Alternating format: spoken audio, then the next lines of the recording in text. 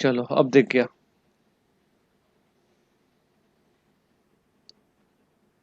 Sir ठीक है। दिख रहा है अब। हाँ सही।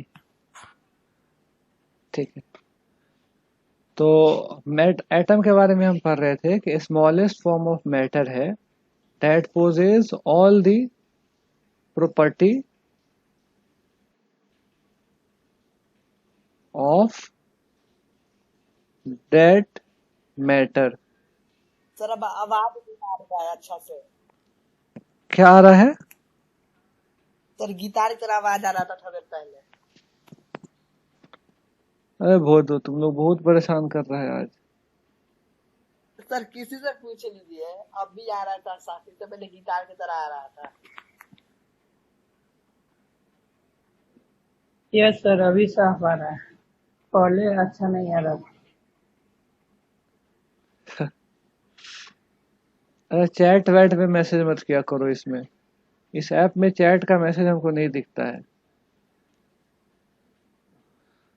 चलो ठीक है, देखते देखते हैं। आवाज फंसेगा फंसेगा तो बताना यार। प्रॉब्लम हो रही है आज थोड़ी। फिर देखो क्या लिखे हैं उसको समझो। एटम के बारे में कह रहा है कि स्मॉलेस्ट फॉर्म ऑफ मैटर है जिसके अंदर मैटर की सारी प्रॉपर्टी मौजूद हो। तो इसमें तो बहुत सारी बातें हैं। ये जो छोटी सी कहानी यहाँ लिखी गई है इसमें बहुत सारा इंफॉर्मेशन हिडन है। सबको समझना जरूरी है। सबसे पहले तो लिखा हुआ है स्मॉलेस्ट फॉर्म ऑफ मैटर। मतलब मैटर को अगर काटना शुरू किया जाए तो उससे छोटा काटना नहीं पॉसिबल हो। मगर आगे कुछ और बात लिखी हुई है। आगे लिखा हुआ है कि उसके अंदर जो स्मॉलेस्ट फॉर्म तुमको मिला है ना, उसके अंदर मैटर की सारी प्रॉपर्टी मौजूद होनी चाहिए।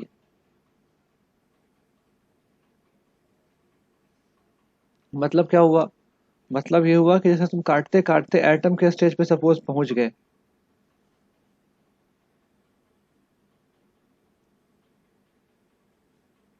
ठीक है, तो अब तुम कहोगे कि atom is the smallest form of matter. सिर्फ तुम इतना बोलते हो कि एटम मैटर का स्मॉलेस्ट फॉर्म है, तब बात सही नहीं होगी पूरी तरीके से। क्यों नहीं सही होगी? क्योंकि एटम से भी छोटा छोटा चीज अब डिस्कवर हो गया हुआ है। मैटर के अंदर एटम से छोटा छोटा चीज भी होता है, जैसे इलेक्ट्रॉन। कभी शायद नाम सुने हो। प्रोटॉन और न्यूट्रॉन। ये तीन चीज है जो कि एटम से भी छोटा है। तो सिर्फ अगर इतना बोला जाए atom is the smallest form of matter तो गलत हो जाएगा। क्योंकि smallest form of matter atom नहीं है। इलेक्ट्रॉन एटम से भी छोटा है, प्रोटॉन एटम से भी छोटा है, न्यूट्रॉन एटम से भी छोटा है। इनफैक्ट एटम बना ही हुआ होता है इलेक्ट्रॉन प्रोटॉन और न्यूट्रॉन को मिला करके। समझ पा रहे हो मेरी बात को? तो फिर इसीलिए आगे लिखा है कि वो जो स्मॉलेस्ट फॉर्म जो मिला है हमको, वो वाला स्मॉलेस्ट फॉर्म जिसके अंदर मैटर का सारा गुण मौजूद हो, उसको हम क्या बोलेंगे? एटम बोलेंगे। जैसे इलेक्ट्रॉन तुम अलग से ले लो।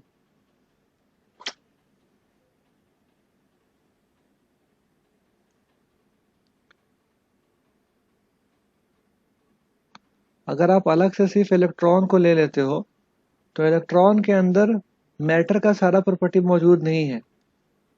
प्रोटॉन के अंदर मैटर का सारा प्रॉपर्टी मौजूद नहीं है, या न्यूट्रॉन के अंदर मैटर का सारा प्रॉपर्टी मौजूद नहीं है। मतलब क्या हुआ? इन सब कहानी का मतलब क्या हुआ? मतलब ये हुआ कि जैसे ये हमारा एटम है सपोज। ये हमारा बॉल की तरह जो दिख रहा है एटम है, ये आयरन का एटम है। ठीक है, दूसरा हमने ले लिया एक, ये अल्युमिनियम का एटम है सपोज। ठीक है, हमने और ले लिया ये गोल्ड का एटम है। एयू सिंबल होता है गोल्ड का। ठीक है, तो अब तीनों एटम है या तीनों मैटर हमने ले लिया। ठीक है, अब तुम इसमें से इलेक्ट्रॉन निकाल लो। आयरन में से, अल्युमिनियम में से इलेक्ट्रॉन निकाल लो, या गोल्ड में से इलेक्ट्रॉन निकाल लो। आप तीनों में से इलेक्ट्रॉन निकाल लीजिए, तो तीनों के इलेक्ट्रॉन में आप फर्क नहीं कर पाइएगा। इलेक्ट्रॉन अगर आपको निकाल करके दे दिया जाए, बोला जाए कि आप फर्क कीजिए कि आयरन का है, एल्युमिनियम का है या गोल्ड का है, तो आप फर्क नहीं कर पाएंगे। इसका मतलब क्या हुआ कि इलेक्ट्रॉन के अंदर पहचान मौजूद नहीं है मैटर की कि वो आयरन का है या एल्युमिनियम का है या गोल्ड का है। वैसे ही अगर प्रोटॉन निकालना पॉसिबल हो और आयरन का प्रोटॉन हम निकाल लें, अलग कर लें, इसका अलग कर लें, और गोल्ड का भी प्रोटॉन जो है हम निकाल के अलग कर लें, और सिर्फ आपको प्रोटॉन दे दिया जाए, कहा जाए कि पहचानो किसका प्रोटॉन है, तो हम लोग नहीं पहचान पाएंगे कि प्रोटॉन किसका प्रोटॉन है। वैसे ही न्यूट्रॉन निकाल करके अगर दे दिया जाए तीनों का, बोला जाए अब आप पहचानिए कि किसका न्यूट्रॉन है, आयरन का है या एल्युमिनियम का है या कॉपर का है, किसका है, तो आप न्यूट्रॉन को देख करके नहीं पहचान पाएंगे। तो आप देख करके नहीं पहचान पाएंगे, इसका मतलब क्या हुआ कि इलेक्ट्रॉन या प्रोटॉन या न्यूट्रॉन, इनके अंदर मैटर की पहचान बाकी नहीं है। अगर मैटर की पहचान बाकी रहती इनके अंदर, तो आप इनको देख करके बड़े आसानी से पहचान लेते कि ये किसका वाला है। ये न्यूट्रॉन आयरन का है, एल्युमिनियम का है या गोल्ड का है।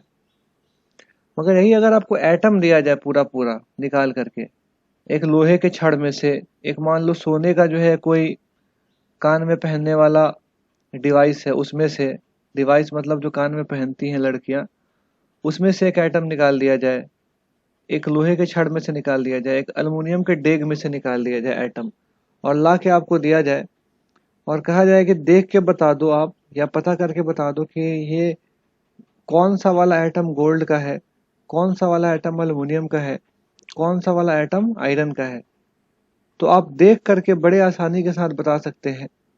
अगर देखना पॉसिबल हो जाए आपके लिए, कोई ऐसा डिवाइस अवेलेबल हो जाए जिससे हम देख सके, तो देख के आप बहुत आसानी से बता पाएंगे कि ये कौन सा आयरन का है, कौन सा एल्युमिनियम का है, कौन सा गोल्ड का है। तो कैसे बता पाएंगे, तो बहुत सारी चीजें हैं इसके अंदर। पहला तो है shape and size.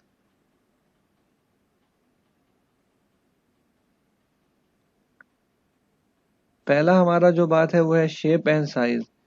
Shape and size के बेसिस पे बताया जा सकता है कि कौन किसका वाला एटम है। मतलब इनमें सबसे सबसे छोटा जो है एल्युमिनियम का होगा, ठीक है, उसके बाद आयरन का होगा, और गोल्ड का एटम जो है काफी बड़ा होता है। तो ऐसे बता दिया।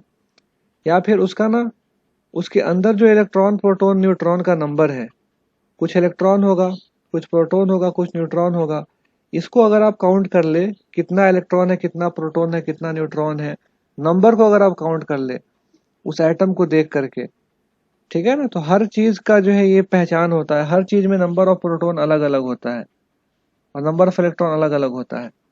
तो आप देख करके बता पाएंगे। अगर आपको प्रोटॉन का नंबर पता चल जाए देख के, तो आप बोल देंगे कि ये इसमें, सपोज इसमें 13 प्रोटॉन है, तो 13 प्रोटॉन किस में होता है भाई, तो अल्युमिनियम में होता है। तो आप बता देंगे देख के, ये बॉल जो है पूरा एटम का देख के बता देंगे अल्युमिनियम का है। आपने देखा कि फे 26 है, 26 प्रोटॉन मौजूद है, आपने काउंट कर लिया। 26 प्रोटॉन जो है मतलब एक ही एटम में होता है दुनिया में, किसमें, आयरन में। तो आप देख के बता देंगे कि 26 प्रोटॉन है तो ये आयरन होगा। तो समराइज करें अब हम सब बात को, जो जो चीज हम बोले हैं उसको एक बार समराइज करते हैं। तो हमने क्या क्या बताया आपको कि डाल्टन ने सिर्फ इतना कहा था कि atom smallest form of matter है, मगर ये बात बाद में गलत साबित हो गई।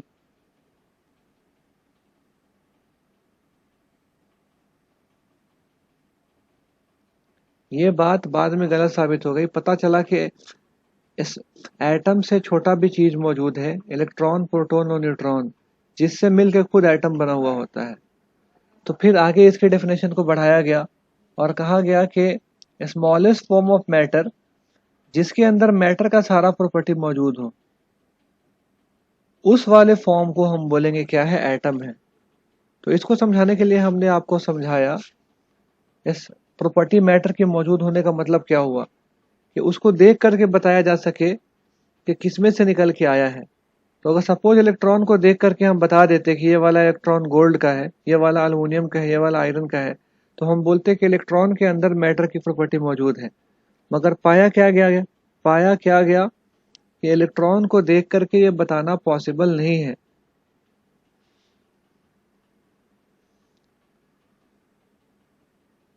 इलेक्ट्रॉन को देख के ये बताना पॉसिबल नहीं है कि वो इलेक्ट्रॉन जो है आयरन का है या एल्युमिनियम का है या गोल्ड का है। वैसे ही प्रोटॉन है तो एटम से छोटा, मगर उसके अंदर मैटर की प्रॉपर्टी मौजूद नहीं है। मतलब सिर्फ प्रोटॉन को देख करके नहीं बता सकते हम ये वाला प्रोटॉन आयरन का है या एल्युमिनियम का है या गोल्ड का है।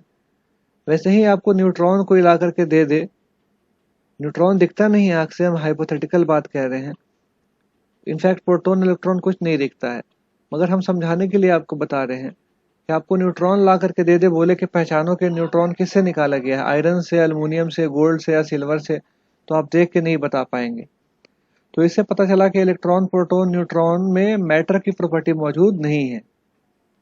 मगर यही है कि अगर आपको एटम ला के दिया जाए, ठीक है ना, एक एटम को लोहे में से निकाल के लाए हैं, एक एटम को एल्युमिनियम के डेग में से निकाल के लाए हैं, एक एटम को गोल्ड में से निकाल के लाए हैं, सोने का कुछ भी रहा होगा चीज उससे निकाल के लाए हैं।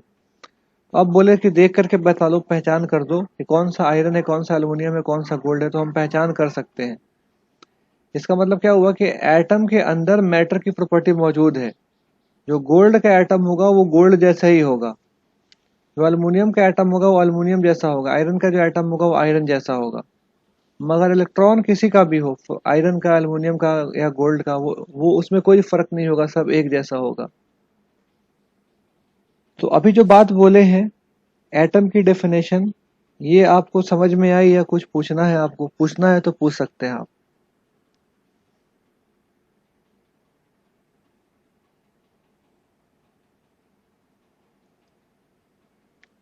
नहीं तो कंफर्म कीजिए कि समझ में आ गया है। सर आ गया समझ में।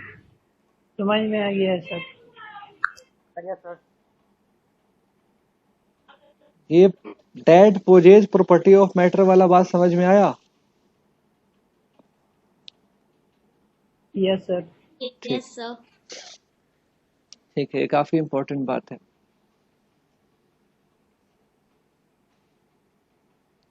तो atom is smallest form of matter that possesses all the property of that matter। ये हो गई अभी की एटम की डेफिनेशन। अब देखते हैं हम मॉलिक्यूल क्या है। एटम तो हम समझ गए, अब मॉलिक्यूल की तरफ आते हैं। What is molecule?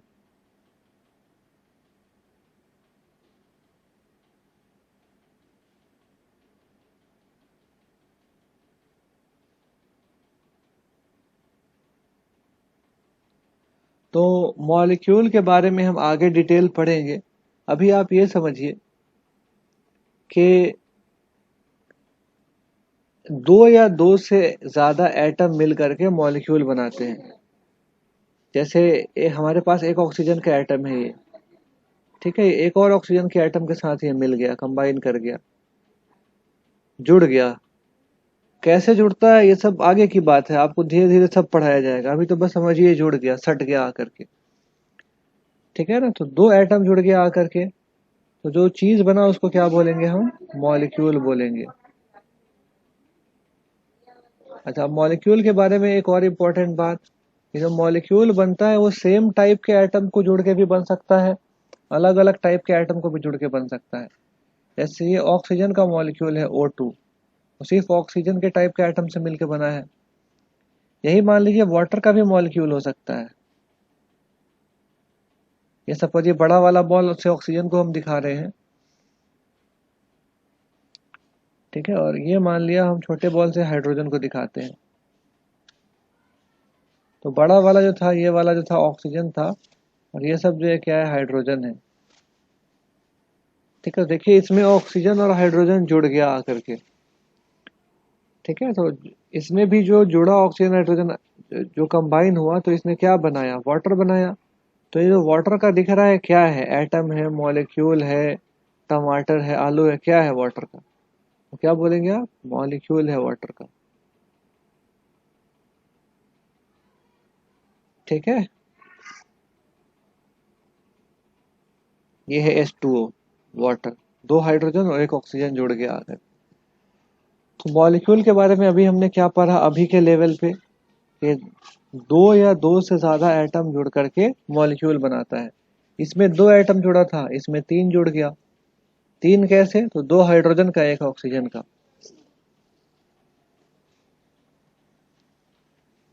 ठीक है। अब इसमें एक बात और ध्यान रखें तो ज्यादा अच्छा है कि जो जुड़ता है वो नॉर्मल तरीके से नहीं जुड़ता है, उसको बोलते हैं केमिकली कंबाइन कर गया। केमिकली कंबाइन कर गया। दो या दो से ज्यादा एटम जब केमिकली कंबाइन कर जाए, मतलब उनके बीच में केमिकल रिएक्शन हो जाए और केमिकल रिएक्शन होने के बाद वो जुड़ जाए, तो वैसे केस में हम क्या बोलते हैं, क्या बना हमारा? मॉलिक्यूल बना।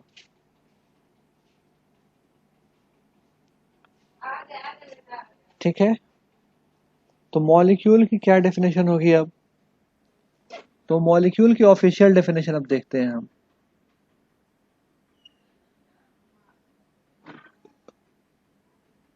Official definition of molecule. Molecule की ऑफिशियल डेफिनेशन है कि smallest form of matter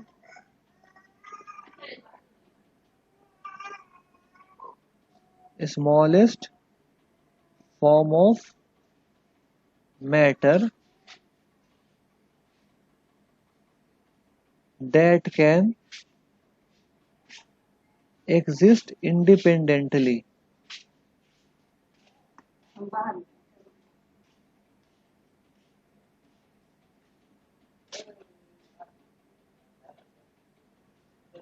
molecule smallest form of matter है। तो स्मॉलेस्ट फॉर्म ऑफ मैटर तो ऊपर में भी आ रहा था एटम वाले में, उसमें डेफिनेशन में आगे क्या था? Smallest form of matter that possesses all the property of matter. ठीक है।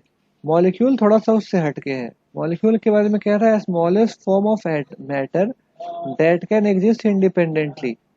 इंडिपेंडेंटली मतलब कि जो अकेले रह सकता हो। जैसे आप सोचिएगा कि दुनिया में अगर आप तलाश करना शुरू किए ऑक्सीजन को, आप सोचिए कि कहीं पर ऑक्सीजन आपको अकेला मिल जाए, सिर्फ ओ, तो ये नहीं मिलेगा कहीं पर भी। ऑक्सीजन कभी भी कैसे मिलेगा? दो ऑक्सीजन के साथ कंबाइंड मिलेगा। मतलब दो ऑक्सीजन हमेशा आपको साथ में मिलेंगे, अकेला ऑक्सीजन आपको दुनिया में मिलना पॉसिबल नहीं है। ठीक है। मिल सकता है, उसके लिए फिर बहुत बहुत ज्यादा हार्श कंडीशन क्रिएट करना पड़ेगा आपको, तब जाकर के दोनों का रिश्ता टूटेगा और अलग होकर के एक लेफ्ट में चला जाएगा, एक राइट में चला जाएगा। इन जनरल ऐसा नहीं होता है दुनिया में। ठीक है। तो क्या पता चला कि ऑक्सीजन एटम जो है ये इंडिपेंडेंटली एग्जिस्ट कर रहा है क्या? नहीं कर रहा है, अकेला खुद। तो क्या कहा जा रहा है कि वो स्मॉलेस्ट फॉर्म ऑफ मैटर जो इंडिपेंडेंटली एग्जिस्ट करे, तो ये वाला जो मैटर का फॉर्म है ये इंडिपेंडेंटली एग्जिस्ट कर रहा है। मतलब दुनिया में आप इसको तलाश करेंगे तो ये आपको मिलेगा, मगर ये जो है आपको अकेले ऑक्सीजन दुनिया में नहीं मिलेगा। तो इसीलिए कहा गया कि स्मॉलेस्ट फॉर्म ऑफ मैटर जो इंडिपेंडेंटली एग्जिस्ट करे उसको हम क्या बोलेंगे? उसको बोलेंगे मॉलिक्यूल है। जैसे हाइड्रोजन ही है। आप दुनिया में चले जाइए हाइड्रोजन ढूंढने के लिए, अगर आप हाइड्रोजन ढूंढने के लिए जाते हैं दुनिया में, ठीक है, सोचेंगे क्या कि आपको एक हाइड्रोजन एटम मिल जाए कहीं पर, तो एक हाइड्रोजन एटम कभी भी नहीं मिलेगा। तो आपसे पूछा जाए कि एक हाइड्रोजन एटम नहीं मिलेगा, इसका मतलब क्या हुआ? क्या हाइड्रोजन एटम इंडिपेंडेंटली एग्जिस्ट करता है? तो आप कहेंगे नहीं करता है। तो फिर कैसे करता है? ये दो हाइड्रोजन एटम एक साथ एग्जिस्ट करता है। ठीक है ना। तो ये जो दो हाइड्रोजन एटम एक साथ एग्जिस्ट कर रहा है इंडिपेंडेंटली, इसको हम बोलेंगे ये क्या है? मॉलिक्यूल है।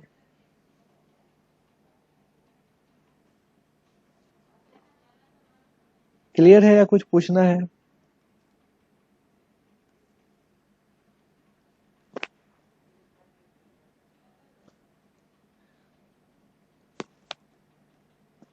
चलो ये सब और पढ़ोगे आगे तो और अच्छे से समझ में आएगा। कुछ पूछना तो नहीं है ना इसमें?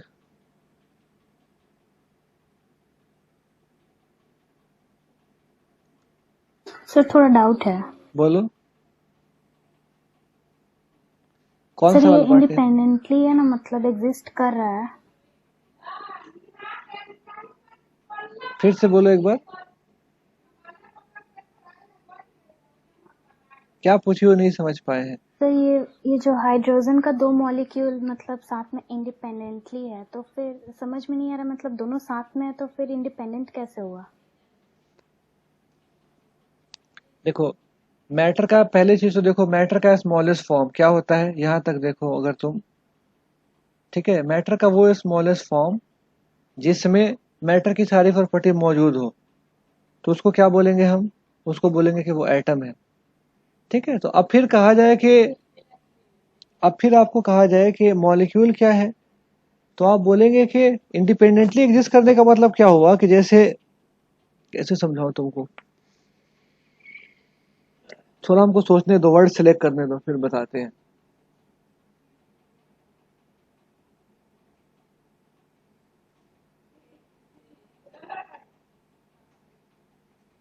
ठीक है, ऐसे समझो इसको कि मैटर का वो स्मॉलेस्ट फॉर्म, ठीक है, जो आपको नेचर इंडिपेंडेंटली एग्जिस्ट करने का मतलब कि जो आपको नेचर में अवेलेबल मिलता है, मतलब आप ढूंढेंगे अगर, यहाँ इंडिपेंडेंटली का मतलब ये नहीं हुआ कि वो अकेला मिलता है, यहाँ इंडिपेंडेंटली का मतलब ये हुआ कि आप उसको ढूंढेंगे तो आपको मिलेगा वो। जैसे आप सिंगल हाइड्रोजन को ढूंढेंगे तो सिंगल हाइड्रोजन मिलेगा क्या, नहीं मिलेगा। तो ये जो स्मॉलेस्ट फॉर्म ऑफ मैटर है, इसको क्या बोलेंगे हम, तो बोलेंगे this is what, hydrogen atom. मगर वो वाला स्मॉलेस्ट फॉर्म जो आपको दुनिया में मिलता है, उसको हम क्या बोलेंगे कि दैट इज एग्जिस्टिंग इंडिपेंडेंटली। ठीक है, तो ऐसे फॉर्म को हम बोलेंगे कि क्या हो गया, ये हाइड्रोजन मॉलिक्यूल हो गया, दिस इज हाइड्रोजन मॉलिक्यूल। कभी कभी क्या होता है कि एक ही एटम इंडिपेंडेंटली एग्जिस्ट करता है, ठीक है ना, एक एटम भी जो इंडिपेंडेंटली एग्जिस्ट करता है, एक डेफिनेशन के हिसाब से एक एटम भी इंडिपेंडेंटली एग्जिस्ट कर रहा है अगर, तो उसको हम बोलते हैं कि that is also a molecule. जैसे हीलियम की बात करो आप, हीलियम की बात करते हैं, तो हीलियम जो है आप दुनिया में ढूंढेंगे तो आपको अकेला हीलियम मिल जाएगा। ठीक है, तो इसको क्या बोलेंगे, इसको हीलियम मॉलिक्यूल बोलेंगे या नहीं, तो हमारे एनसीईआरटी पे जो परिभाषा दी हुई है उसके हिसाब से इसको हीलियम मॉलिक्यूल बोलेंगे। कहेंगे कि जो मॉलिक्यूल है ये मोनो एटॉमिक है।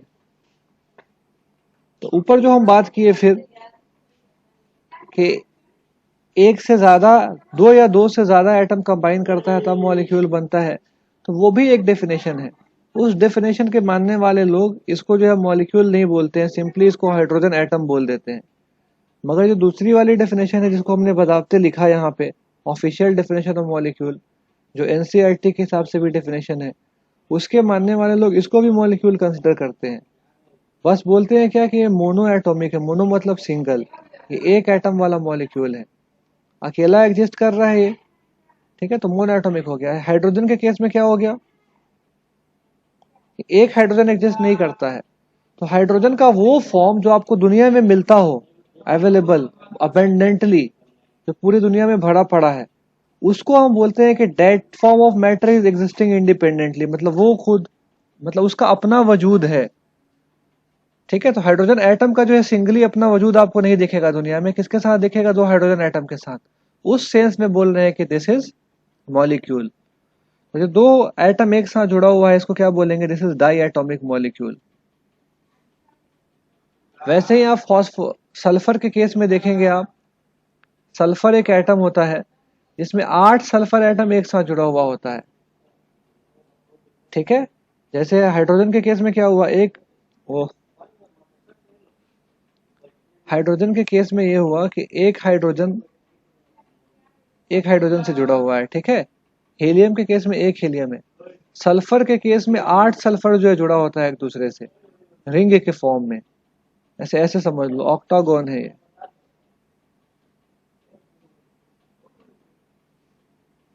ऑक्टागोन में हर कोने पे सल्फर बैठा हुआ है। ठीक है, तो इसको मोनो एटॉमिक डाई एटॉमिक नहीं बोलेंगे, फिर इसको क्या बोलेंगे हम, इसको बोलेंगे पॉली एटॉमिक मॉलिक्यूल है ये, पॉली एटॉमिक मॉलिक्यूल। वैसे ही फॉस्फोरस एटम को आप देखो, ठीक है, तो जो फॉस्फोरस एटम है वो 4 फॉस्फोरस एटम एक साथ रहता है, P4। ठीक है, तो इसको बोलेंगे हम, ये भी क्या हो गया, पॉली एटॉमिक हो गया। ट्राई एटॉमिक भी एग्जिस्ट करता है, जैसे एक चीज होता है ओजोन, ओजोन O3 को ओजोन बोलते हैं, 3 ऑक्सीजन जुड़ा हुआ है, तो इसको बोलते हैं this is try atomic molecule, this is try atomic molecule, this is poly atomic molecule. ये वाला भी क्या है, पॉली एटॉमिक मॉलिक्यूल है। 3 से ज्यादा हो गया तो सिंपली पॉली एटॉमिक बोल देते हैं। तो वापस आते हैं तुम्हारे इस क्वेश्चन के ऊपर में। तो ये वाली जो डेफिनेशन है जो हमने लिखी है, ये ऑफिशियल डेफिनेशन है हमारे एनसीईआरटी के हिसाब से। कौन सी वाली definition, smallest form of matter that can exist independently. Exist independently का मतलब ये नहीं हुआ कि अकेला करेगा, इसका मतलब ये हुआ कि दुनिया में आप ढूंढोगे तो वो आपको बल्क में मिलेगा, हर जगह मिलेगा आपको, तो उसको हम क्या बोलते हैं कि वो इंडिपेंडेंटली एग्जिस्ट कर रहा है। एक इंडिपेंडेंटली एग्जिस्ट नहीं कर रहा है, 2 इंडिपेंडेंटली एग्जिस्ट कर रहा है, दुनिया में पाया जा रहा है बल्क में। समझ में आई बात? एग्जिस्ट इंडिपेंडेंटली को किस सेंस में यूज कर रहे हैं यहाँ पे? Yes sir. अच्छा चलो तुम लोग के बुक को खोल के दिखाते हैं यही वाली डेफिनेशन।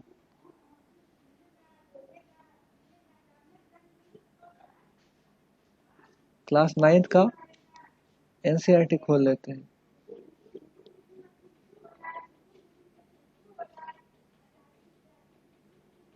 Third chapter. तो वो जो डेफिनेशन है कि 2 से ज्यादा एटम कंबाइन करता है, ठीक है, वो भी ठीक बात है। वो लोग कहते हैं कि ठीक है, जो एक एग्जिस्ट करता है उसको हम मॉलिक्यूल नहीं बोलेंगे फिर।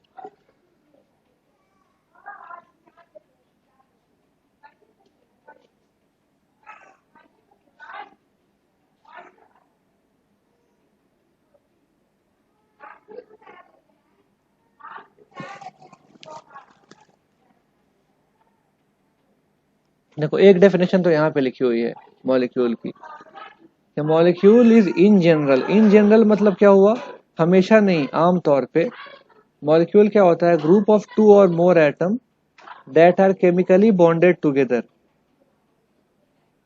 इन जनरल लिखने का मतलब ही ये हुआ कि हमेशा की बात नहीं कर रहा है, कह रहा है कि आम तौर पे अगर 2 या 2 से ज्यादा एटम केमिकली बॉन्डेड है, मतलब उसमें केमिकल रिएक्शन हुआ है, केमिकल रिएक्शन होने के बाद वो जुड़ा है, फेविकॉल या फेविक्विक से नहीं जुड़ा है, तब बोलेंगे उसको कि वो मॉलिक्यूल है। ठीक है, तो फिर आगे लिखता है molecule can be defined as the smallest particle of element और compound that is capable of independent existence. जिसका इंडिपेंडेंट एग्जिस्टेंस होता हो, और इंडिपेंडेंट एग्जिस्टेंस का मतलब फिर वही कि दुनिया में जो है वो बहुत मात्रा में पाया जाता हो।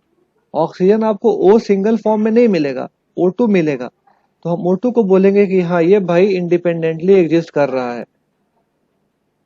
इसको उस सेंस में भी इंडिपेंडेंट बोल रहे हैं जो कि O2 जो है मतलब दो हो तो 2 रह सकता है साथ में, मतलब 4 5 10 20 की जरूरत नहीं है कि 4 5 10 मिलेगा तभी रहेगा।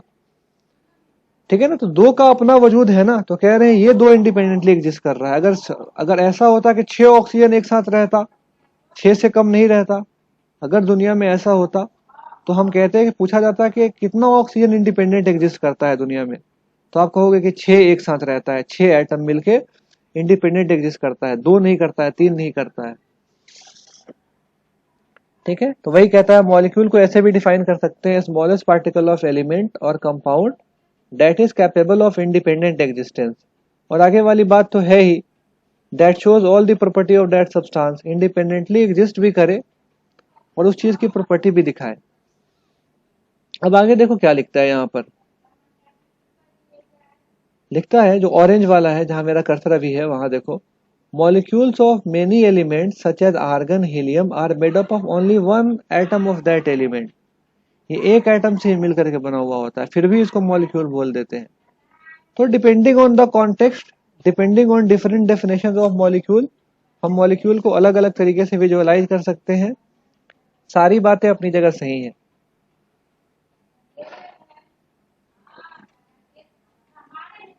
सारी बातें अपनी जगह सही है। ये भी कोई कहे कि 2 या 2 से ज्यादा एटम मिलकर मॉलिक्यूल बनाता है, ठीक है, उसकी भी बात मान लेंगे, उससे बहस में नहीं पड़ेंगे कि आर्गन तो इंडिपेंडेंटली एग्जिस्ट करता है, तो आर्गन को बोलेंगे क्या कि नहीं बोलेंगे? कहेंगे ठीक है तुम बोले, मान लिया, समझ गए हम वो किस सेंस में बोलना चाह रहा है, वो O2 या S2 या H2O के सेंस में बोलना चाह रहा है। अगर कोई बोले कि एक एटम भी जो है इंडिपेंडेंटली एग्जिस्ट करता है, उसको भी मॉलिक्यूल जो है बोल सकते हैं हम, तो ठीक है बोलेंगे, हमारे एनसीईआरटी के हिसाब से ये भी बात सही है, जो लिखा हुआ है यहाँ ऑरेंज में, कि मेनी एटम का मॉलिक्यूल जो है एक एटम के फॉर्म में भी एग्जिस्ट करता है। समझे बात को?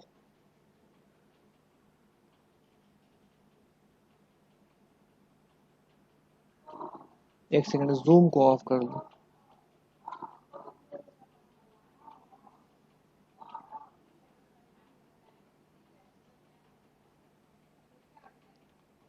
अब देखो मोनो एटॉमिक डाई एटॉमिक के बारे में भी लिखा हुआ है। जैसे आर्गन है, तो आर्गन क्या है? मोनो एटॉमिक इसका मॉलिक्यूल है, मतलब एक ही एटम एक साथ तुमको मिलेगा। हीलियम में भी एक ही मिलेगा, ऑक्सीजन में दो मिलेगा, हाइड्रोजन में दो मिलेगा, तो हाइड्रोजन ऑक्सीजन डाई एटॉमिक है। नाइट्रोजन में भी दो मिलेगा, डाई एटॉमिक है। फॉस्फोरस को टेट्रा बोल दे रहा है, चलो चलेगा टेट्रा, पॉली एटॉमिक बोल दे फिर भी चलेगा। 4 फॉस्फोरस कभी भी एक साथ मिलेगा आपको। दुनिया में आप 2 फॉस्फोरस खोजिएगा एक साथ मिल जाए तो नहीं मिलेगा। तो पूछा जाए कि 2 फॉस्फोरस का अपना वजूद है क्या इंडिपेंडेंट? तो कहेंगे कि नहीं, अपना उसका इंडिपेंडेंट वजूद नहीं है। 2 फॉस्फोरस नहीं दिखेगा हमको वर्ल्ड में। ठीक है, दुनिया में जो भरा पड़ा है वो क्या है? 4 फॉस्फोरस एक साथ आपको दिखेगा, तो बोलेंगे फॉस्फोरस क्या हो गया? Tetra atomic. सल्फर में 8 होता है तो पॉली एटॉमिक।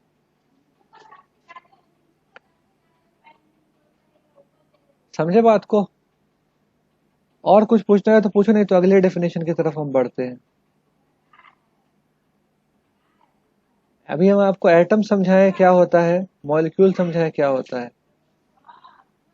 कुछ पूछना है इसमें तो पूछो, नहीं तो हम नेक्स्ट डेफिनेशन देखते हैं।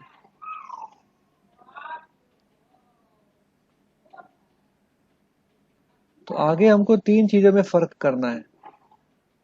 3 टर्म है, तीनों में हमको फर्क समझना है। पहला है एलिमेंट। ये सब सेकेंड चैप्टर का पार्ट है। तो सेकेंड चैप्टर का वो वाला पार्ट हम आपको बता रहे हैं अभी, जिसका अभी यूज होगा थर्ड चैप्टर में। अगला है कंपाउंड।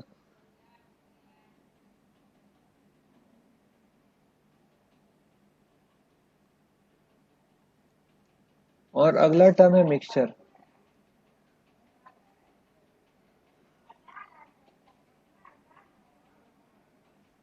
एलिमेंट, कंपाउंड और मिक्सचर। तो एलिमेंट क्या है? What is element? तो वो सारा चीज जो सिर्फ एक टाइप के आइटम से बना हुआ हो। ऐसे तुमको एक सैंपल दे दे कोई, ला करके कोई छड़ दे दे, ठीक है, तो वो छड़ में तुम सारे आइटम को खोल खोल के चेक किए, तो क्या पाए कि जो पूरा छड़ है वो एक ही टाइप के आइटम से बना हुआ है, एक ही साइज के, एक ही शेप के आइटम से। ठीक है, तो हम क्या बोलेंगे कि वो जो है वो चीज क्या है? एलिमेंट है। मतलब पूरा छड़ जो है आयरन लोहे से बना हुआ है, क्या बोलेंगे? लोहा क्या है? एक एलिमेंट है।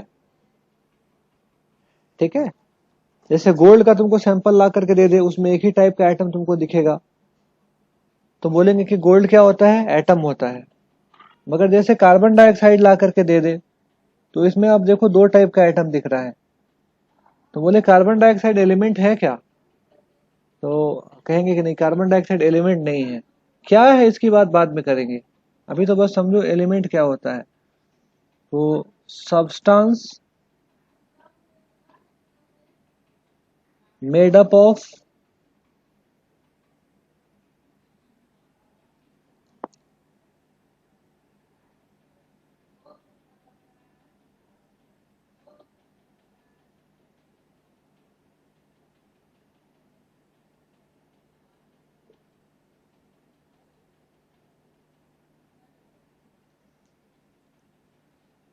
थोड़ा सा इसको साइड में करके लिख ले रहे हैं।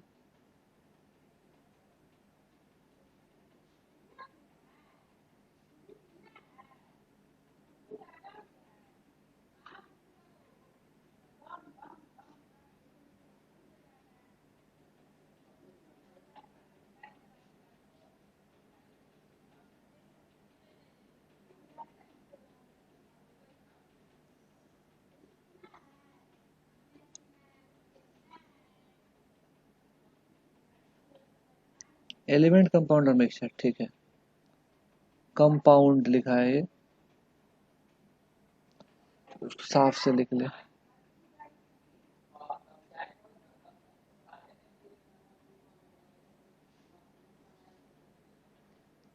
हाँ, तो जो भी सब्सटेंस एक ही टाइप के एटम से बना हुआ होता है, only one type of atom, ठीक है, उसको हम क्या बोलते हैं, वो एलिमेंट है। जैसे आयरन, आयरन क्या एक ही टाइप के एटम से बना हुआ है, लोहा एक ही शेप साइज के एटम से बना हुआ है। लोहे का कोई भी चीज आप ले लो, सारा एटम एक ही शेप साइज का दिखेगा, तो एक ही टाइप के एटम से बना है, तो कहेंगे कि क्या है, आयरन एलिमेंट है। गोल्ड का सैंपल ले लो, प्योर गोल्ड की बात कर रहा हूँ, ठीक है, AU, AU is symbol for gold. तो उसमें सब सारा आइटम आपको एक ही शेप साइज का मिलेगा, एक ही टाइप के आइटम से गोल्ड का पूरा सैंपल बना होगा, तो बोलेंगे गोल्ड क्या है, हमारा एलिमेंट है। हाइड्रोजन ले लो, ठीक है, कहीं से आप हाइड्रोजन पा लेते हो, देखोगे जितना एक सिलेंडर में हाइड्रोजन भरा हुआ है, आप देखोगे अगर उसको, अगर कोई ऐसा डिवाइस अवेलेबल है कि एक एक एटम को देखना पॉसिबल हो, तो आप देखोगे तो पाओगे कि जितना भी है उस सिलेंडर के अंदर में गैस है, सब जो एटम से बना हुआ एक ही शेप साइज का एटम है, एक ही टाइप का एटम है सब। तो क्या हो गया, हाइड्रोजन भी एलिमेंट हो गया, ऑक्सीजन भी एलिमेंट हो गया, ठीक है, बहुत सारा एलिमेंट होता है। क्लोरीन भी एलिमेंट हो गया, सोडियम भी एलिमेंट हो गया, ये सब क्या है, एलिमेंट है, एटसेट्रा। अब कंपाउंड क्या है, तो कंपाउंड में क्या होता है, कंपाउंड में ये होता है, कंपाउंड में एक से ज्यादा एटम केमिकली कंबाइन करता है, ठीक है, इन डेफिनिट प्रोपोर्शन। तो हम सब समझाते हैं तुमको, एक एक वर्ड का मीनिंग समझाते हैं, पहले देखोगे क्या है।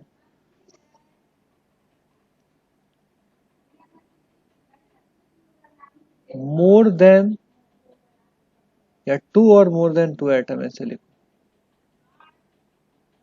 टू और मोर atoms combine chemically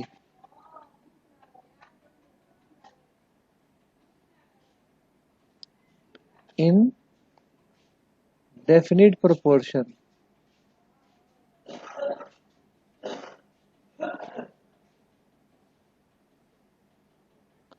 to form compound। ये जो डेफिनेट प्रोपोर्शन ये सब लिखे हैं, सबका मीनिंग समझाते हैं। पहले इसका एग्जांपल देख लो, वाटर, ठीक है, कार्बन डाइऑक्साइड,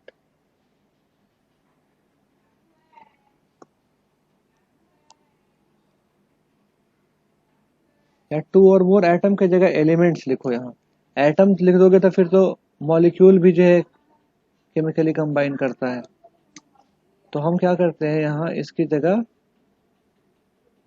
एलिमेंट लिखते हैं।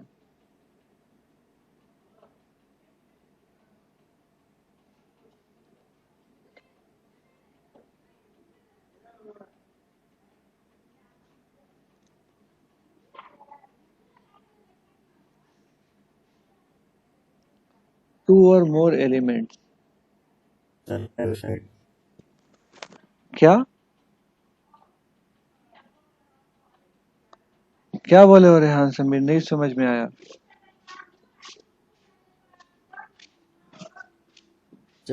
हाँ, तो सल्फर डाइऑक्साइड हो सकता है ना? हाँ हो सकता है।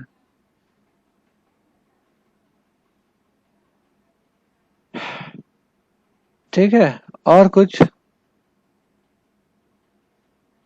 चलो ये सब तो वो हुआ जो तुमको, जो तुम जो है वाटर, तो वाटर का तो दर्शन हुआ होगा, देखे हो। कार्बन डाइऑक्साइड का दर्शन नहीं हुआ होगा।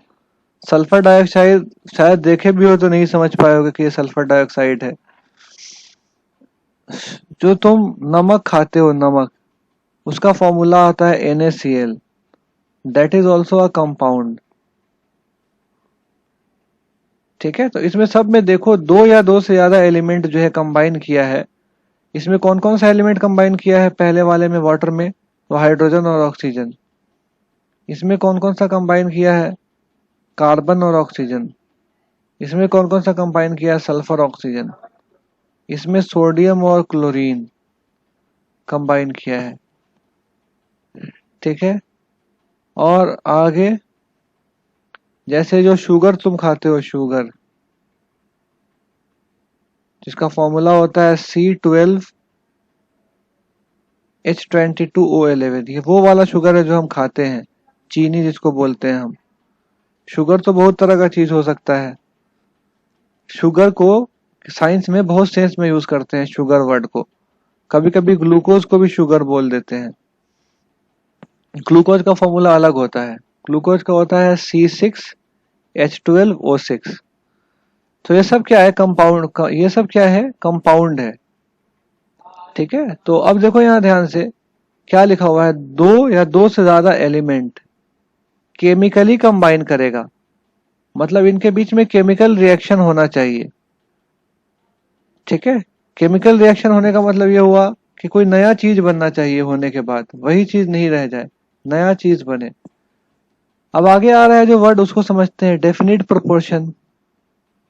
डेफिनिट प्रोपोर्शन का मतलब समझने से पहले मिक्सचर का डेफिनेशन समझ लो, तब फिर जो है डेफिनिट प्रोपोर्शन समझना ज्यादा आसान हो जाएगा।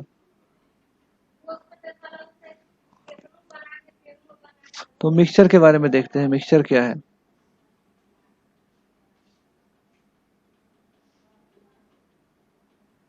तो मिक्सचर के बारे में हम कह सकते हैं टू और मोर सब्सटेंस। यहाँ एलिमेंट नहीं बोल रहे हैं, यहाँ सब्सटेंस बोल रहे हैं। वो जो दो चीज है, कुछ भी हो सकता है। इनफैक्ट जो साइंस में जो सब्सटेंस वर्ड का यूज करते हैं, वो एलिमेंट और कंपाउंड को मिला के करते हैं। एलिमेंट को अगर कंपाउंड को मिला करके बोला जाए, एक वर्ड बोलो, तो क्या बोलते हैं हम? These are substance. Pure substance भी नहीं, सिर्फ सब्सटेंस बोल लोगे समझ में आ जाएगा कि इसकी बात की जा रही है, एलिमेंट की और कंपाउंड की। तो टू और मोर सब्सटेंस कंबाइन नहीं, मिक्स टुगेदर।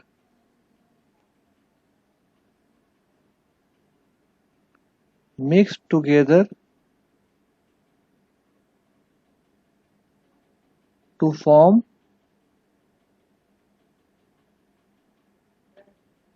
मिक्सचर।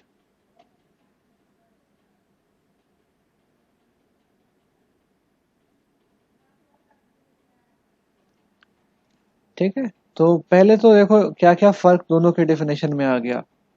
पहले तो फर्क ये आ गया कि उधर लिखा हुआ था कि केमिकली कंबाइन करता है, यहां लिख रहा है कि सिंपली मिक्स करता है, मतलब कोई केमिकल रिएक्शन नहीं हुआ। और मिक्स करके क्या बना देता है? मिक्सचर बना देता है। जैसे कुछ एग्जांपल इसका देखते हैं। Sugar solution. शुगर सॉल्यूशन किस किस चीज से मिलकर बना हुआ है? पानी से और चीनी से। जब पानी और चीनी को मिलाया तो इनके बीच में कोई केमिकल रिएक्शन नहीं हुआ। Sugar and water have not combined chemically. ठीक है, तो सिर्फ क्या हुआ? शुगर और वाटर मिक्स हो गया, तो जो बना sugar solution, this is mixture. वैसे ही सपोज तुम्हारे पास एक डब्बा है, उसमें तुम बहुत सारा ड्राई फ्रूट डाल देते हो, बहुत से टाइप का ड्राई फ्रूट डाल देते हो, काजू किशमिश बादाम। तो उसमें काजू किशमिश बादाम केमिकली रिएक्ट करके कोई नया चीज बनाता है क्या? नहीं। काजू का अपना प्रॉपर्टी भी है, किशमिश भी है और अखरोट भी है, सब कुछ है। तो ये क्या हो गया? This is mixture. ये जो चीज मिला हमको, काजू किशमिश बादाम अखरोट को मिलाने के बाद वो मिक्सचर है, चूंकि वहां कोई चीज केमिकली कंबाइन नहीं हुआ, या ऐसा कहो कि कोई केमिकल रिएक्शन नहीं हुआ। ठीक है, तो अब इसमें जो प्रोपोर्शन होगा वो किसी भी रेशियो में जो है कंबाइन, अब डेफिनिट प्रोपोर्शन की बात कर रहे हैं हम। तो जो चीनी को पानी में मिलाना है आपको, ठीक है ना, तो आप किसी भी रेशियो में मिला सकते हैं। Not definite proportion. मतलब ये कि चीनी को पानी में तो आप किसी भी रेशियो में मिला सकते हैं। 1 चम्मच चीनी भी मिला सकते हैं पानी में, 3 चम्मच चीनी भी मिला सकते हैं पानी में, 5 चम्मच भी मिला सकते हैं, आधा चम्मच भी मिला सकते हैं। तो जब जो चीज डेफिनेट प्रोपोर्शन में कंबाइन नहीं करता है, they are not in definite proportion, तब फिर जो है उसको क्या बोलेंगे, हम मिक्सचर बोलेंगे। मगर रही बात जैसे वाटर की, H2O की बात आप ले लो,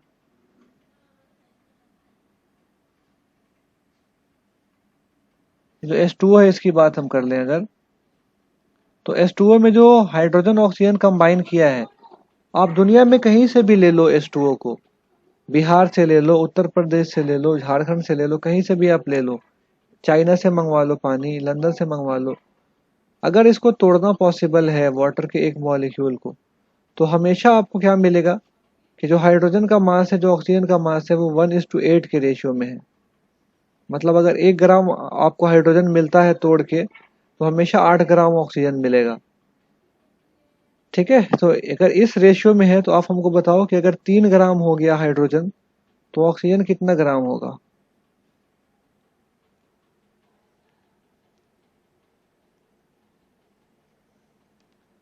अगर 1:8 के रेशियो में दो चीज है, उसमें से पहला 3 हो गया, तो दूसरा कितना होगा? 24 होगा। तो कहीं पर अगर आप वाटर को तोड़ते हो और पाते हो तोड़ने के बाद कि 3 ग्राम हाइड्रोजन मिला आपको, तो वाटर क्या, ऑक्सीजन क्या मिलेगा, कितना मिलेगा? 24 ग्राम मिलेगा। हमेशा जो रेशियो आएगा कितना आएगा? 1:8 का ही आएगा।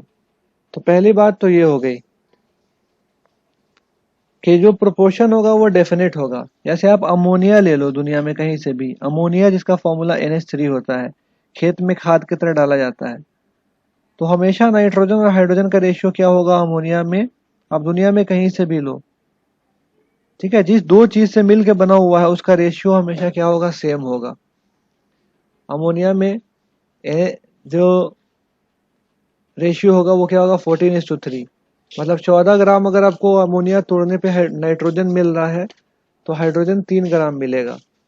हर 14 ग्राम नाइट्रोजन पे 3 ग्राम हाइड्रोजन, कहीं से भी ले लो। तो इसको हम क्या बोल सकते हैं कि इसका जो प्रोपोर्शन है जिस दो चीज से मिलकर बना हुआ है, वो प्रोपोर्शन क्या है? फिक्स है या डेफिनेट है। मगर इस वाले केस में ऐसा नहीं है। जिस दो चीज से मिलकर बना हुआ है वो अलग अलग मात्रा में भी हो सकता है। शुगर सोल्यूशन अलग अलग मात्रा में, कोई ड्राई फ्रूट का मिक्सचर बनाएगा अलग अलग मात्रा में बनाएगा, कोई सॉल्ट सोल्यूशन बना ले भाई, सॉल्ट सोल्यूशन बना ले कोई, ठीक है। सॉल्ट सोल्यूशन में जो है कोई आदमी जो है आधा चम्मच नमक डालेगा, कोई 1 चम्मच डालेगा। तो जिन दो चीज को मिला करके मिक्सचर बनाया गया है, उन दो चीजों का रेशियो वेरी कर सकता है, मगर कंपाउंड में वो रेशियो क्या होगा? हमेशा फिक्स होगा। आप किसी भी दिन एक्सपेरिमेंट करो, जनवरी में, फरवरी में, मार्च में, दिसंबर में, वीक के किसी भी डे पे करो, Sunday, Monday, Tuesday, Friday, Saturday, किसी भी दिन करो, किसी भी तारीख को करो, 15 तारीख, 16 तारीख, किसी भी तारीख में जो है आप वाटर को तोड़ोगे, तो हाइड्रोजन ऑक्सीजन का रेशियो हमेशा क्या मिलेगा? 1:8 का मिलेगा।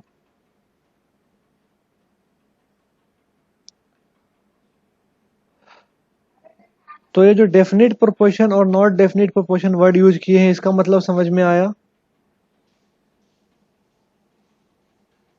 Yes sir. हाँ भाई, बाकी लोग को, Mustafa ji, right Mustafa ji, yes sir. समझ गए तुम? No sir. क्या नहीं समझे?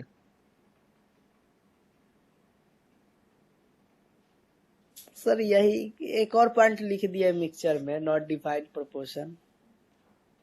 आय अल्लाह, इसका मतलब हम पढ़ा रहे थे इधर और तुम उधर मोबाइल में व्हाट्सएप चला रहा था। नो सर, अभी फोन आ गया था तो कट गया है अपने आप। हाँ, वही बात है, बात वही है। अब रिकॉर्डिंग देखोगे तो समझ में आएगा। जो बच्चे क्लास किए हैं, यस सर। पूरा सुने हैं बात को, वो बताएं कि उनको ये बात समझ में आया है कि नहीं। जिन्होंने पूरी बात को सुना है। उसी वक्त से 15 मिनट तक यही बके हैं, ये डेफिनेट का मतलब ये, नॉट डेफिनेट का मतलब ये, फिर भी नहीं समझ में आया तो बहुत दुख की बात है। आ गया सर। और कोई इसमें है बच्चा जिसको सच में कोई स्पेशल पॉइंट हो जो नहीं समझ में आया हो, या कोई डाउट हो पूछने के लिए तो पूछ लो। इसमें असल में एक वर्ड और डिस्कस करना है, केमिकली कंबाइन। ये इतना कर लेंगे तो हमारा काम जो है हो जाएगा। अब जब दोबारा उस चैप्टर में एलिमेंट कंपाउंड मिक्सचर पढ़ाएंगे तो इतना डिटेल में नहीं बोलेंगे, बस डेफिनेशन देखेंगे, आगे बढ़ जाएंगे। तो इसलिए यहीं पे जो पूछना है पूछ लो। चलो definite proportion not definite proportion समझ गए। तो अब देखो ये जो वर्ड है केमिकली कंबाइन, इसका मतलब समझते हैं, इसका अर्थ क्या हुआ।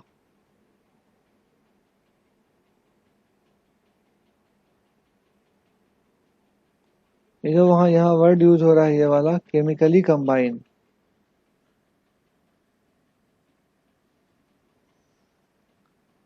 केमिकली कंबाइन का मीनिंग देखते हैं क्या होता है।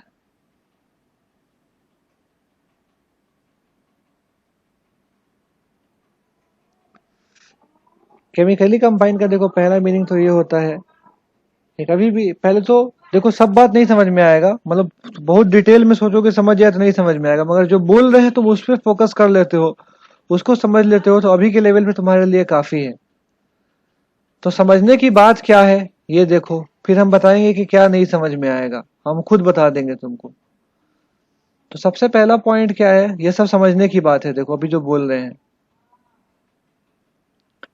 कि कभी भी जो है कोई दो चीज केमिकली कंबाइन करेगा तो बॉन्ड फॉर्म होगा या टूटेगा।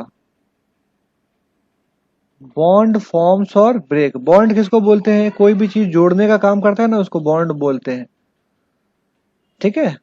जैसे फेविकॉल का क्या बोलते हैं, फेविकॉल का बॉन्ड है ये, फेविक्विक का बॉन्ड है, नहीं टूटेगा आसानी से। तो पहला बात तो ये है कि कभी भी केमिकल रिएक्शन होगा अगर, तो बॉन्ड फॉर्म होगा या ब्रेक होगा। तो बॉन्ड क्या होता है ये तुम अभी नहीं समझ पाओगे, बॉन्ड कैसा होता है क्लास 10 में पढ़ोगे।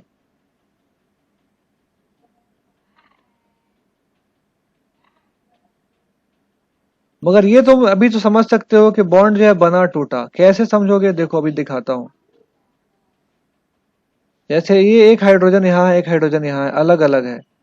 ये एक लाइन ड्रॉ कर दिया अगर हमने बीच में, इस लाइन से जोड़ दिया, तो इस लाइन को क्या बोलेंगे, this line is playing the role of bond. ये लाइन जो है बॉन्ड का रोल प्ले कर रहा है। तो क्या ऐसे जो रियल लाइफ में होता है ऐसे लाइन से जोड़ दिया जाता है क्या, या फेविकॉल से जोड़ा जाता है, फेविक्विक से जोड़ा जाता है, तो उसकी डिटेल तुमको नहीं समझनी है कैसे जोड़ा जाता है, बस इतना समझ लो कि जुड़ा हुआ है, ठीक है। बॉन्ड तोड़ने का मतलब क्या हुआ, जैसे वाटर है H2O, ठीक है, दो H है, एक ऑक्सीजन से जुड़ा हुआ है, ऐसे H2O है। तो इसमें ना ऑक्सीजन हाइड्रोजन को अलग अलग किया जा सकता है। बिजली में जब बिजली पास कर दोगे पानी में, करंट पास कर दोगे, तो करंट पास करने की वजह से वाटर टूट जाएगा, हाइड्रोजन अलग हो जाएगा, ऑक्सीजन अलग हो जाएगा। तो जिस बॉन्ड से जुड़ा हुआ था ये, वो बॉन्ड क्या हो गया, खत्म हो गया, टूट गया। इसी वजह से दोनों अलग हो गया, हाइड्रोजन अलग गया, ऑक्सीजन अलग गया। तो पहला बात तो ये है कि केमिकल रिएक्शन में बॉन्ड फॉर्म होता है या बॉन्ड टूटता है। मिक्सचर जब फॉर्म होता है तो नहीं बॉन्ड बनता है नहीं बॉन्ड टूटता है। सेकेंड पॉइंट, ये पूरा समझ में आएगा। सेकेंड पॉइंट ध्यान से समझो कि जब केमिकल रिएक्शन होता है तो एक नया चीज फॉर्म होता है, न्यू सब्सटेंसेस फॉर्म्ड। और जो नया सब्सटेंस फॉर्म होता है उसकी प्रॉपर्टी जो पहले था उससे बिल्कुल अलग होती है। New substance with totally different property is formed.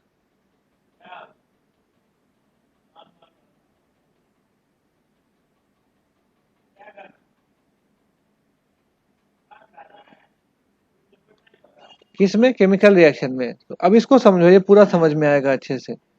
एक नया चीज फॉर्म होता है जिसके अंदर बिल्कुल अलग प्रॉपर्टी होती है। और मिक्सचर में क्या होगा, जो चीज फॉर्म होगा उसकी प्रॉपर्टी अलग नहीं होगी, जिस चीज से बना है उसकी प्रॉपर्टी बाकी होगी। जैसे शुगर सॉल्यूशन तुम ले लो, दो चीज से मिलकर बना हुआ है, किससे किससे? शुगर सॉल्यूशन की बात करें अगर हम, तो दो चीज से मिलकर बना हुआ है, वाटर से और शुगर से। तो क्या जो शुगर सॉल्यूशन है उसमें चीनी की प्रॉपर्टी बाकी नहीं रही? मतलब मीठा नहीं लग रहा है क्या शुगर सॉल्यूशन? नमकीन हो गया क्या, या फीका हो गया क्या? ऐसा नहीं है, बाकी है प्रॉपर्टी शुगर की भी, और पानी की प्रॉपर्टी नहीं बाकी है क्या? मतलब उसको पीने से प्यास व्यास नहीं बुझता है क्या? बुझता है। ठीक है, तो पानी की भी प्रॉपर्टी बाकी है शुगर सॉल्यूशन में, शुगर की भी प्रॉपर्टी बाकी है। तो ऐसे चीज को हम बोलेंगे जब दो चीज मिला उसकी प्रॉपर्टी बाकी रह गई, प्रॉपर्टी में कोई बदलाव नहीं आया, तो बोलेंगे मिक्सचर बना। कंपाउंड में देखो क्या होता है, बिल्कुल एक नया चीज फॉर्म होता है जिसकी प्रॉपर्टी अलग होती है बिल्कुल। जैसे जैसे वाटर का एग्जांपल ले लो, H2O का। तो H2O किससे किससे मिलकर बना हुआ है? हाइड्रोजन से और ऑक्सीजन से। तो ऑक्सीजन के बारे में क्लास 8 में पढ़े हो कि ऑक्सीजन बर्निंग को सपोर्ट करता है। अगर ऑक्सीजन नहीं रहे तो कोई चीज नहीं जलेगा। ऐसे एक कैंडल को तुम जो है बर्तन में डाल दो कोई डेगची में जला के, और डेगची को ढक दो, तो धीरे धीरे क्या होगा, कैंडल बुझ जाएगा। क्यों बुझ गया? क्योंकि जितना ऑक्सीजन डेगची के अंदर में था वो यूज कर लिया, और जब ऑक्सीजन खत्म हो गया तो फिर वो जल नहीं पाएगा। तो ऑक्सीजन की क्या प्रॉपर्टी है? ऑक्सीजन की प्रॉपर्टी है इट सपोर्ट्स बर्निंग, ये जलने में मदद करता है।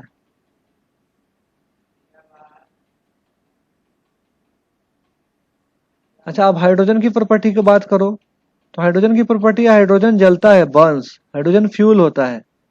हाइड्रोजन इज अ फ्यूल, जो फ्यूल जो है जलता है, और ऑक्सीजन जो है वो क्या करता है, जलाता है। तो हाइड्रोजन जलता है, ऑक्सीजन जलाता है, मगर दोनों को मिलके जो बना, दोनों को मिलके क्या बना, ये पानी। ये जलता है या जलाता है या बुझाता है?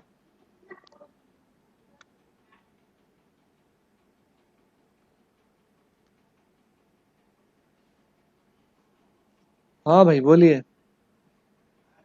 पानी जलता है या जलाता है या बुझाता है? बुझाता है।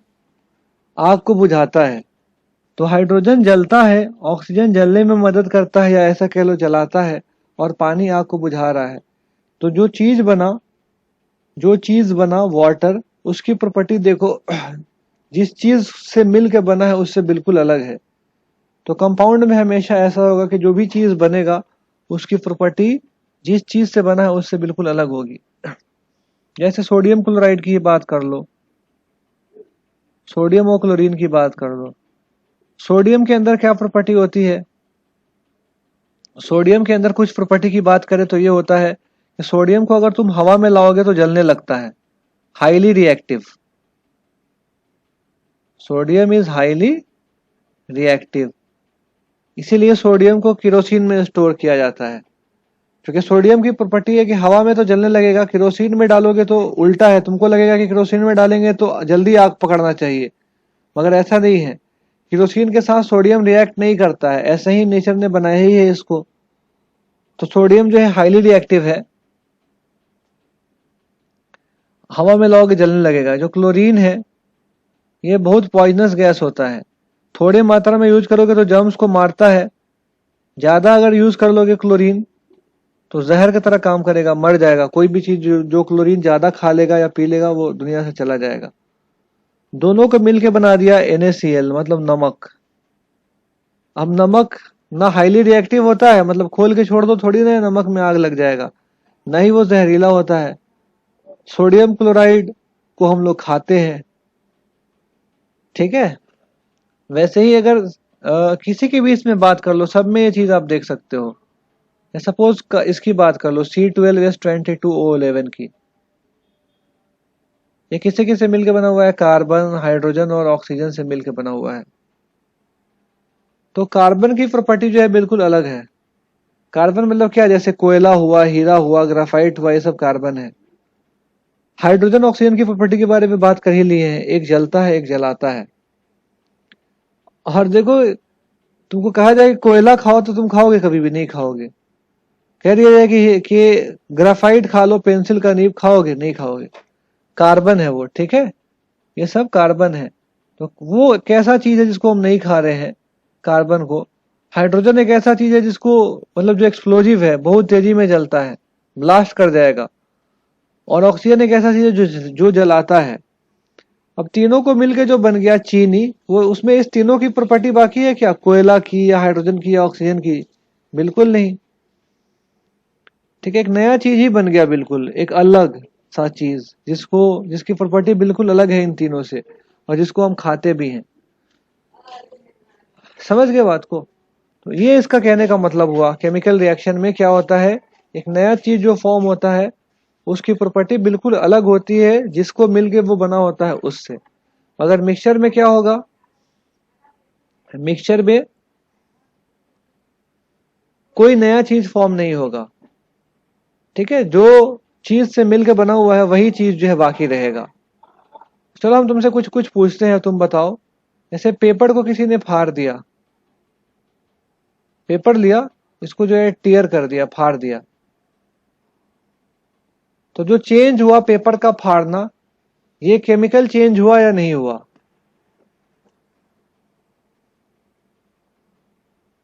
क्या पेपर को फाड़ने से जो तुमको मिला दो टुकड़ा कागज का, वो बिल्कुल अलग है, उसके अंदर कागज की प्रॉपर्टी नहीं बाकी है? कुछ अलग है क्या बिल्कुल? या फिर उसके अंदर कागज की प्रॉपर्टी बाकी है? क्या बोलोगे?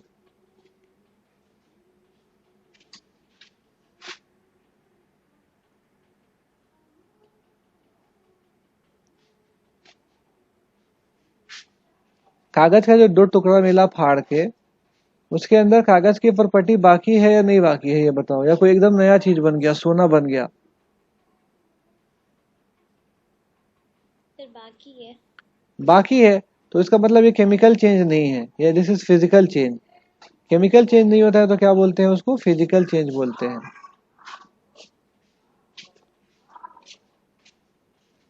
ठीक है, मगर इसी के मुकाबले में दही का जमना, मिल्क से कर्ड का बन जाना, तो दही एक बिल्कुल अलग चीज बन गया। ठीक है, तो ये इस केस में क्या बोलेंगे? हम बोलेंगे केमिकल चेंज हुआ है या केमिकल रिएक्शन हुआ है। ठीक है, तो इन जनरल हम ये भी कह सकते हैं कि फिजिकल चेंज यूजुअली रिवर्सिबल होता है, वापस हम फिजिकल चेंज को कर सकते हैं। केमिकल चेंज को हम यूजुअली वापस नहीं कर सकते हैं, जनरली इरिवर्सिबल। तो ये प्रॉपर्टी भी लिख लिया हमने केमिकल चेंज में, this is generally irreversible. Generally लिखा है, हमेशा नहीं, कभी कभी वापस कर सकते हैं। और फिजिकल चेंज को यूजुअली वापस कर सकते हैं हम, ऐसे समझ लो। तो दही से, दूध से दही बन गया, तो क्या दही से दोबारा दूध बना सकते हो? कोई फॉर्मूला है तुम लोग के पास दही से दोबारा दूध बना लेने का?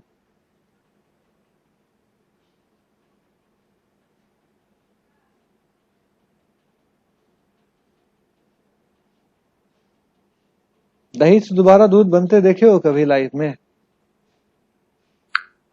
No sir. तो इसका मतलब दही से दूध बनना, ऐसे भी तुम सोच सकते हो क्या है, केमिकल चेंज है। ठीक है, वैसे ही खाना सड़ जाए एक बार, खाने का सड़ना, ये जो प्रोसेस हुआ, ये तुम खुद सोच के बताओ, फिजिकल चेंज है या केमिकल चेंज होगा? खाने का सड़ना केमिकल से। केमिकल चेंज होगा। खाना सड़ गया एक बार तो उसको वापस ठीक नहीं कर सकते हैं। अच्छा ये बताओ कि कोल्ड ड्रिंक में पानी का मिला देना, कोल्ड ड्रिंक नहीं चला है, पेप्सी, थोड़ा सा पानी मिला दिए, ये फिजिकल चेंज होगा या केमिकल चेंज होगा? मतलब ऐसे सोचो, पहले तो ये सोचना कि नया चीज बन रहा है या नहीं, या फिर जो मिला उसमें दोनों की प्रॉपर्टी बाकी है। फिर अगर उसमें नहीं समझ में आया तब आगे बढ़ना, रिवर्सिबल इरिवर्सिबल के बारे में भी सोचना, क्योंकि रिवर्सिबल इरिवर्सिबल वाला बात हमेशा सही नहीं होता है, मगर ये वाला बात हमेशा सही है। एक नया चीज बन गया जिसकी प्रॉपर्टी बिल्कुल अलग है, ये वाली बात हमेशा सही है। तो सोचो, जो कोल्ड ड्रिंक को पानी में मिला दिए, तो क्या कोल्ड ड्रिंक और पानी की प्रॉपर्टी बाकी है या कुछ अलग सा बन गया बिल्कुल?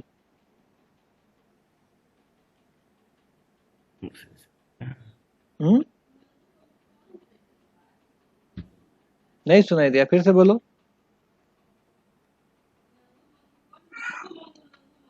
केमिकल। का इतना मन में काहे बोल ले रहे हो? जोर से बोल तो थोड़ा, सबको सुनाई दे। Chemical sir. केमिकल कैसे हुआ? जो पानी को तुम मिलाए कोल्ड ड्रिंक में, तो उसमें कोल्ड ड्रिंक का प्रॉपर्टी खत्म हो गया क्या? Yes sir. कोल्ड ड्रिंक का प्रॉपर्टी खत्म हो गया? नहीं हुआ, दोनों का कुछ कुछ रह गया दोनों सर, का दोनों प्रॉपर्टी का कुछ कुछ रह गया कुछ कुछ नहीं, पूरा पूरा दोनों का प्रॉपर्टी बाकी है। बस टेस्ट सर, टेस्ट बट में हल्का, शुगर सुनो बिल्कुल सुनो, यस सर। टेस्ट में हल्का हल्का फर्क आया, तो टेस्ट में यहाँ फर्क, शुगर सोल्यूशन में फर्क नहीं आता है क्या? आपको सर आता है। आता है। तो वैसे भी सोचो ना, ये टेस्ट वेस्ट जो है ये फिजिकल प्रॉपर्टी होता है। किसी चीज का स्मेल, टेस्ट, ये सब फिजिकल प्रॉपर्टी है उसका। ठीक है, उसमें हल्का फल्का बदलाव है तो वैसे जो है वैसे उसको केमिकल चेंज नहीं बोलेंगे हम। नया चीज बनना चाहिए। ठीक है, तो नया चीज जो है बन गया हमारा, सॉरी नया चीज इस केस में नहीं बना, कोल्ड ड्रिंक और वाटर के मिलाने में जो बना, अगर ऐसा होता नया चीज बन जाता तो कभी उसको कोई पी ही नहीं पाता। ठीक है, पीता तो मर जाता आदमी, कोई नया चीज बन जाता, जहरीला चीज बन जाता, अगर जहरीला चीज तो खत्म हो जाता आदमी, ऐसा नहीं है। तो कोल्ड ड्रिंक को पानी में मिलाना क्या है? फिजिकल चेंज है। जो चीज मिला उसमें दोनों की प्रॉपर्टी बाकी है। अच्छा, पेपर को जलाना, पेपर को जला दिया, आग लगा, फाड़ना तो देख लिए फिजिकल चेंज है, फाड़ दिए तो जो हमको मिला उसमें तो पेपर की प्रॉपर्टी बाकी है, कोई नया चीज थोड़ी ना बन गया। पेपर को जला दिया, chemical change. Chemical change. Chemical change है। कैसे? कैसे? क्योंकि उसको जलाने के बाद उसका कोई प्रॉपर्टी भी नहीं रहा। एक नया चीज बन गया, पहली चीज राख बन गया। राख बिल्कुल अलग चीज है, और वहां से वापस लाना भी पॉसिबल नहीं है किसी भी प्रोसेस से। देखो, कोल्ड ड्रिंक को जो पानी में मिलाए हो या शुगर को जो पानी में मिलाए हो, उसको अलग किया जा सकता है। उसका प्रोसेस होता है, पढ़ोगे जब सेपरेशन ऑफ मिक्सचर टॉपिक जब आएगा तो उसमें पढ़ोगे, तो उसको अलग किया जा सकता है। अल्कोहल को पानी में मिलाया तो अल्कोहल वाटर का मिक्सचर बना, अल्कोहल को पानी से अलग किया जा सकता है। उसमें दोनों की प्रॉपर्टी बाकी है, अल्कोहल की भी और वाटर की भी। ठीक है, तो इनफैक्ट हम ऐसा करते हैं, कुछ फिजिकल और केमिकल चेंज का क्वेश्चन ही ले लेते हैं तुम्हारे बुक से। पिछले चैप्टर का है ये, मगर तुम लोग को समझाने के लिए जरूरी है ये।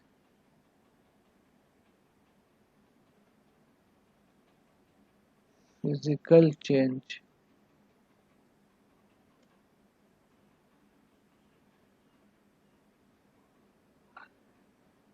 कह रहा है कि पहले तो यहां देखो ऑरेंज में लिखा हुआ है, inter conversion of state is a physical change.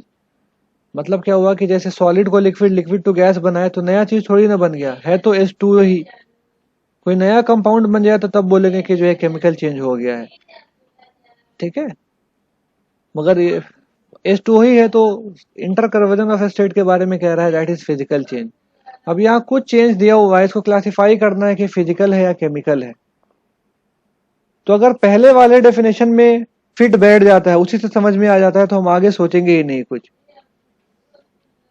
ठीक है, तो चलो अब क्वेश्चन हमसे पूछ रहा है, कटिंग ऑफ ट्री, पेड़ का काटना, क्या लग रहा है तुम्हें, फिजिकल चेंज है या केमिकल चेंज है?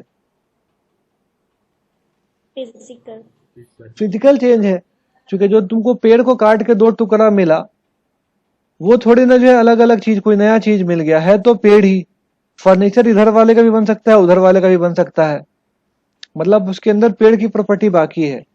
अब तुम बोलोगे कि सर रिवर्सिबल इरिवर्सिबल वाला बात सोचिए, तो पेड़ को दोबारा कैसे खड़ा करेंगे, जोड़ेंगे कैसे? तो इसीलिए तो हम कहे हैं कि वो बात हमेशा सही नहीं है, रिवर्सिबल इरिवर्सिबल वाला।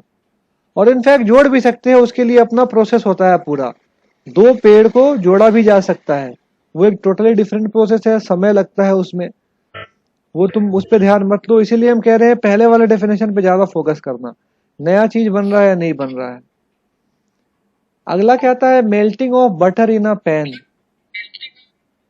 घी लिए या मक्खन लिए, पैन में डाल के पिघला दिए, सिर्फ पिघला है अभी।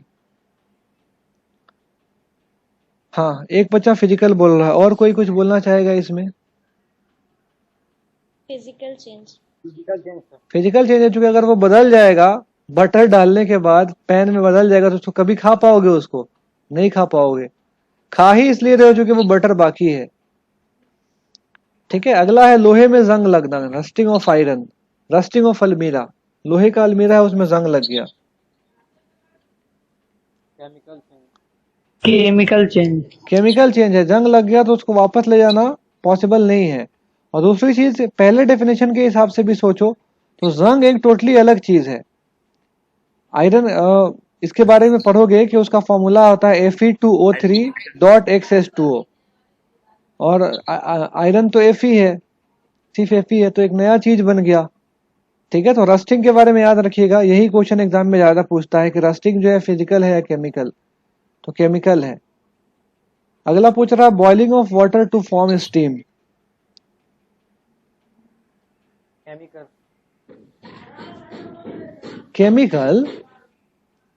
फिजिकल।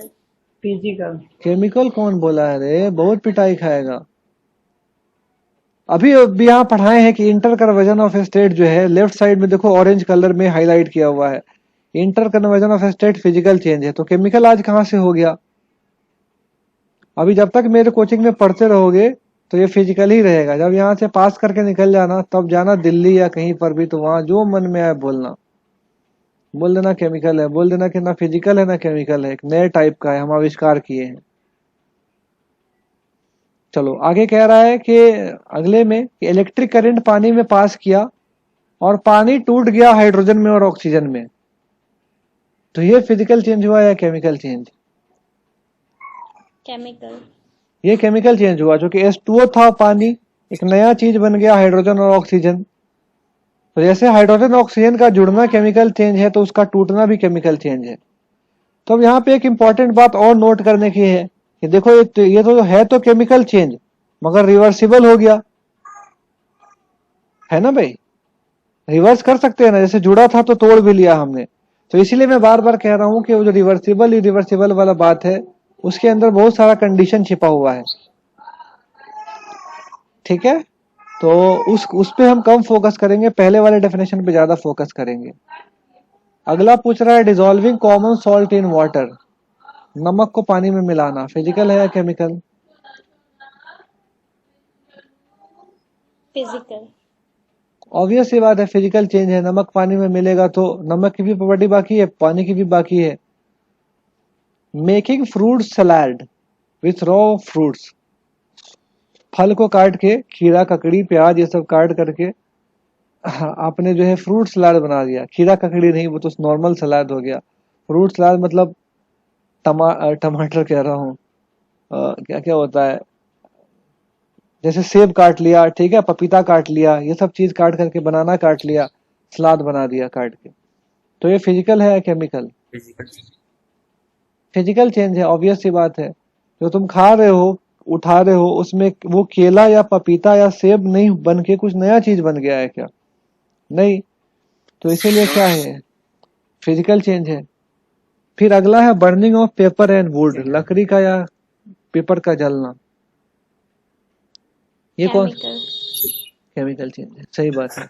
कोई भी चीज का बर्निंग जो है केमिकल चेंज होता है, क्योंकि वो सब्सटेंस बिल्कुल चेंज हो जाता है, अलग चीज बन जाता है। तो बस अब हम कंक्लूड कर दे रहे हैं इसको, 1 मिनट और टाइम दो, बहुत पढ़ लिया आज। हम तुमको अभी ये बता रहे थे, रिवीजन कल कराएंगे पूरे का, अभी तुमको हम ये बताए हैं कि 2 या 2 से ज्यादा एलिमेंट केमिकली कंबाइन करेगा।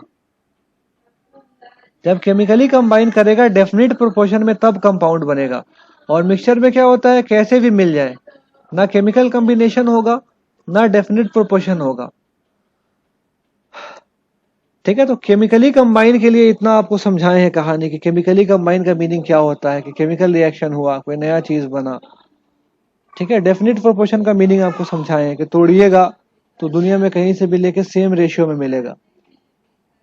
तो हम उम्मीद कर रहे हैं कि कंपाउंड और मिक्सचर में अब आपको फर्क समझ में आ गया होगा, और डेफिनेशन का भी एक एक शब्द समझ में आ गया होगा आपको। तो 2 मिनट का और आपको टाइम दे रहे हैं, कुछ पूछना है तो पूछ लीजिए, नहीं तो कल फिर इसके आगे हम कंटिन्यू करेंगे।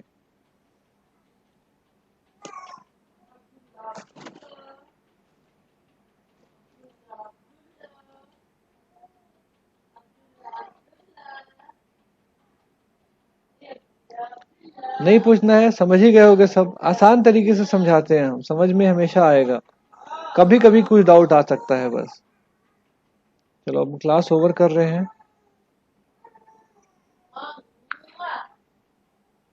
खुदा हाफिज सर।